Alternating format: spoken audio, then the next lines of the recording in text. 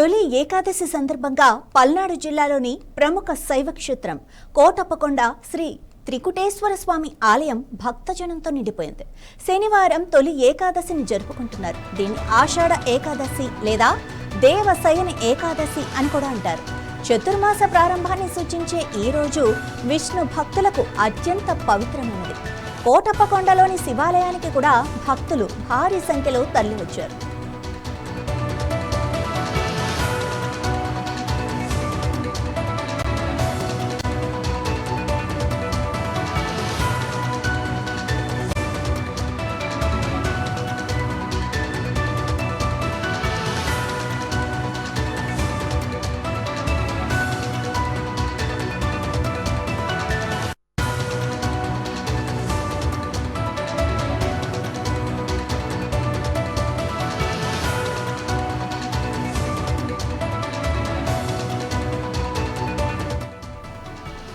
స్వామివారి దర్శనం కోసం వివిధ ప్రాంతాల నుండి వేలాదిగా తరలివచ్చిన భక్తులు ఉదయం నుండే క్యూ లైన్లలో నిలబడ్డారు.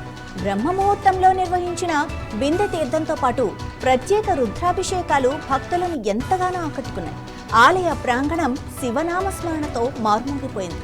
గిరి ప్రదక్షిణ చేసే భక్తుల కోసం ఆలయ అధికారులు పటిష్టమైన ఏర్పాట్లు చేశారు. త్రాగునీటి వసతి, వైద్య సేవలు, పారిశుద్ధ్యం, భోజన సదుపాయాలను కల్పించారు. భక్తుల రద్దీని దృష్టిలో ఉంచుకొని ప్రత్యేక బస్సులను కూడా నడుపుతున్నారు.